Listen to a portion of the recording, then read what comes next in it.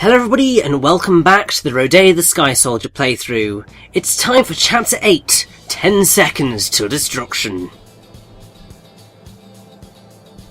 And this is an entirely single chapter for this part. It's going to be quite cool, although I will say that I did have to restart this mission because I kind of got slightly screwed over.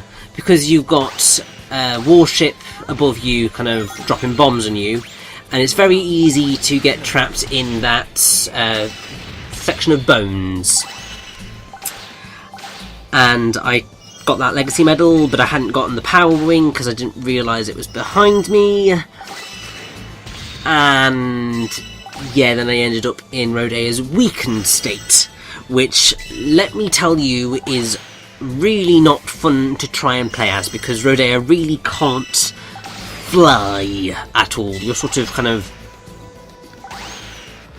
just slowly pushing towards your goal. It's not pleasant. Also, just realised an enemy that I forgot in my list of enemies that we'd face down, and that's kind of the spinning top tentacle monsters. And now we've got another new enemy, which are these sand centipede worm things. Very deadly. Very, very, very deadly. Because if you try and attack them when they are rolling at you, you are going to really, really suffer, because obviously these guys are spiked. They are dangerous. You do not want to be facing them down.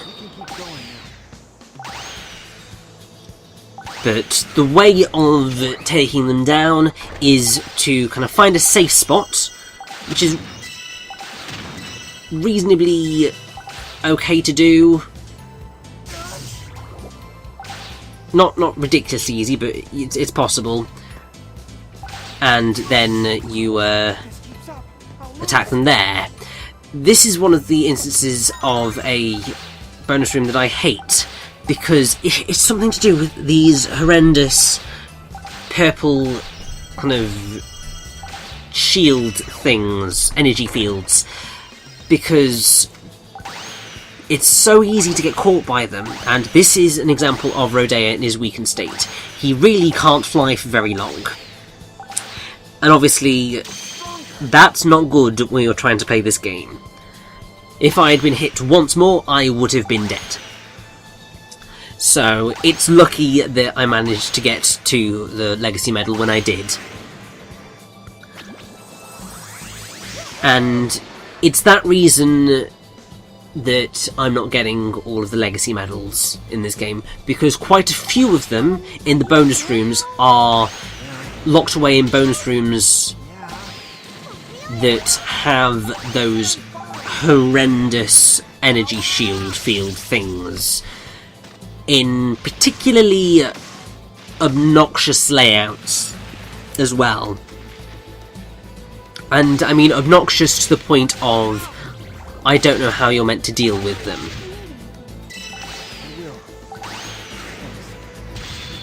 Also, don't you just hate it when you end up charging into an enemy spike when you don't really mean to? I mean, that was entirely my fault, I think. But it is just like, oh. And it would go in so well as well.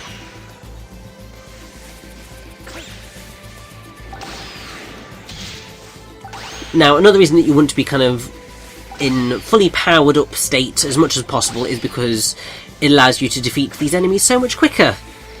If you're just normal Rodea, it takes like 2 hits. Unless it's like one of these metal fish. So, power-winged Rodea is the way to go. Otherwise, enemies take forever. But it's fine, it was my own fault getting hit, so we shall just move onwards. And look! Another new enemy! I was probably doing this game a disservice when I said that wasn't kind of that they used up all of the enemies too soon, because there are even more enemies throughout. So basically the way that you deal with these guys is that they've got that kind of shield And basically what you need to do is rather simple, kind of charge into them, loop around them and charge into the back of them, because then they can't actually react in time to stop you. Now you do have to be kind of very precise in your looping, because half-hearted looping is not going to cut it. You're not going to get around these guys like that. But if you are just kind of doing things reasonably well, you should be fine.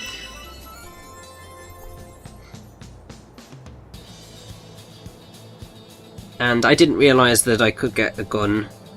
The machine gun can make those guys a little bit simpler, in the sense that when you are kind of just hovering in the air after kind of ramming into them, there is a moment in time where you can then shoot at them, and you can kind of get behind the shield because it's kind of still reacting to having been hit. It's a very specific kind of moment, but it is a perfectly viable tactic. Now, I believe this may be one of the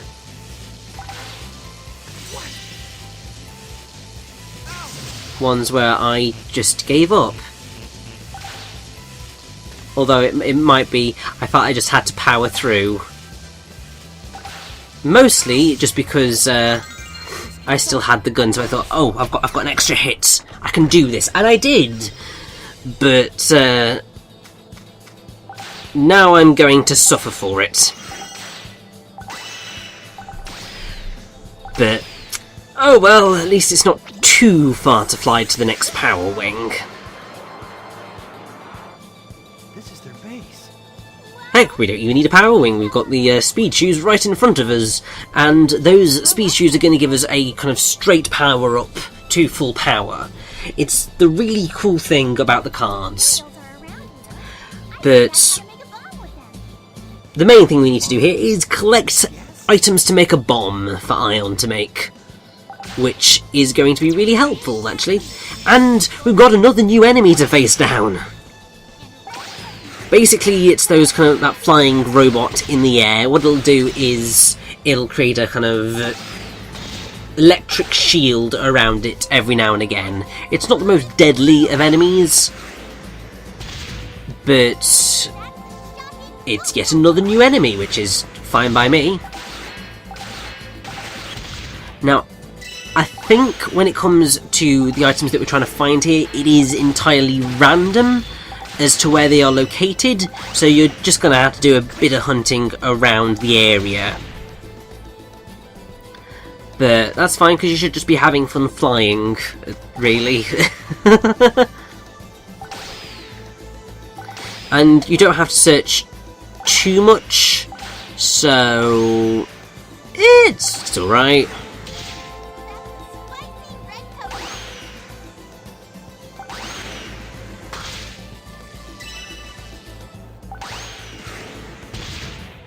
But once we have collected the stuff to make the bombs, we're going to have to go plant them. So this is another of the kind of level gimmick types.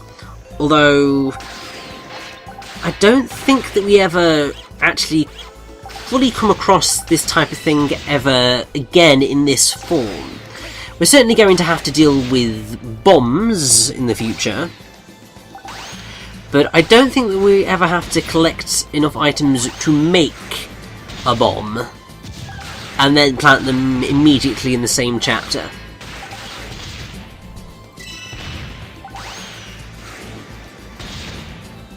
Either way, it's another instance of the game kind of keeping itself fresh, which I am totally fine with. Also, I see you up there, Silver Legacy Medal. You shall be mine. Oh, is it? Oh, it's bronze. Boo. Thought you were going to be a fancy silver medal. But then I suppose I actually remember where the silver medal within the level is located, and it's rather mean in the grand scheme of things, but you're not going to see it for another minute or two. Well, actually, I don't think you're actually going to physically see it, but I'll point out where that medal is, because I do know where it is located, which is a surprise considering how poor my memory is when it comes to pretty much most of the other legacy medals that I have found in my first run-through of the game. But it seems we need to find one more exploding coconut. I think it's an exploding coconut.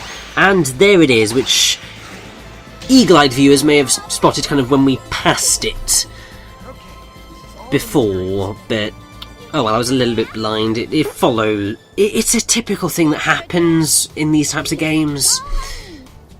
You're so focused on the gameplay that you just miss certain things in your peripheral vision. Behold, my special bomb, Mr. Kablamo! It's fine by me. Mr. Kablamo is a perfectly good name, I think, for a bomb. Now go set it up at the base. Don't let my hard work go to waste. Hurry!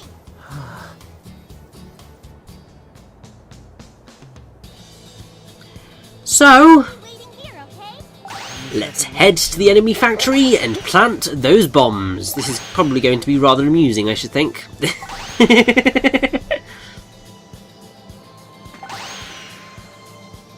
the thought of them exploding makes me so nervous. I gotta hold these things. How do you think I feel? And this is another instance of me being rather fond of the interactions between Rodea and Ion. It's just enough for the characters to be involved in the story and to be interesting, but it's not so much that they run the risk of becoming annoying. Because I know that with Kid Icarus Uprising, which is a game that I really do quite love, there are quite a few people who get incredibly annoyed at the talkativeness of the characters, and those same people are probably rather annoyed at the fact that I am being so talkative throughout this commentary so far, because I think this is probably the most talkative I've been since Kingdom Hearts, which was like 2012. Or at least so talkative during the game's kind of story mode. I've tended to be rather more quiet because there's been important cutscenes happening, and while I will continue to do that with Rodea, not all of the cutscenes are entirely that important. They just kind of sort of move us from point to point. I'll stay quiet for the actual important ones. Now, I would recommend that you get that gun right now, because it is going to put you in much better stead for what's going to happen as soon as we've placed the final bomb. Now, also make sure that you have a decent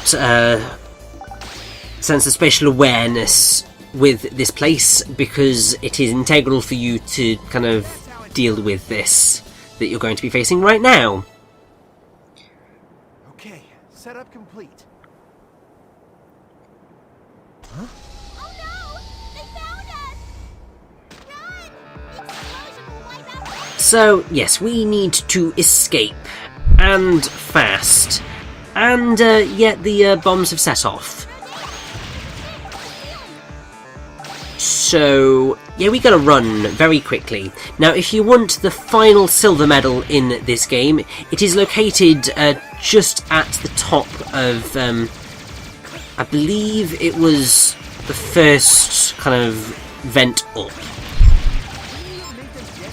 So you've got to kind of turn around, grab it, and get out before the timer runs out. There is, I think, just enough time to do it, but you have got to be really on it, because I did die to this numerous times when I first played the game. Still. 9, 8, 7. Ion, Not quite 10 seconds till Kablamo time, but... oh well, Not even. we made it out. We are alive. That is the important thing. And Chapter 8 is complete. Time to head onwards to Chapter 9. Let's do this.